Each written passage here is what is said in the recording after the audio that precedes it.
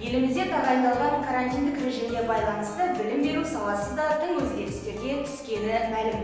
Қашықтық пен штаттық режимде оқи отыра, ізденімпаздылық пен табандылықтың арқасында білім алуға ұмтылдыңыздар. Өз білімдеріңізді ұлттық бірыңғай тестілеуде дәлелдеп жатсыздар. Болашақта сіздерді мемлекеттік грант иегері атанады деген үміттеміз. Өйткені мемлекет білімді, ақылды, алдына мақсат қоя білген түлектерді әрқашан қолдайды. В этот праздничный день мы, выпускники, оставляем позади себя приветливые школьные стены и отправляемся в самостоятельный полет.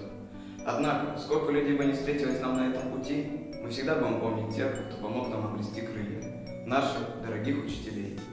11 лет назад вы радушно приняли неоперившихся птенцов, впервые переступивших порог класса, и уверенно провели по тернистому школьному пути.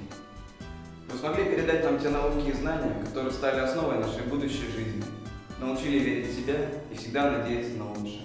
Спасибо вам огромное, и пускай эти слезы грусти от расставания с вами, которые сегодня блестят на наших глазах, станут слезами радости при следующей встрече.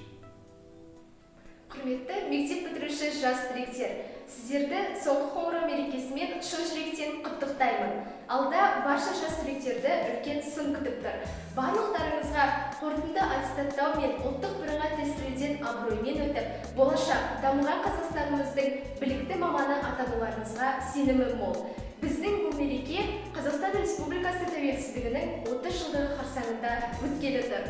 Егеменді еліміздің ертеңі біздің қолда. Сондықтан қай кезде де білім алу жолында талмай, ізденуден жалықпай, болашақ ел тізгінін ұстар азамат боларымызға сенімім мол. Біздер туған жерімізді, алтын ұя мектебіміз бен аяулы ұстаздарымызды мәңгі жүрегімізде сақтап, отанымыз үшін адал еңбек етуге талпынамыз.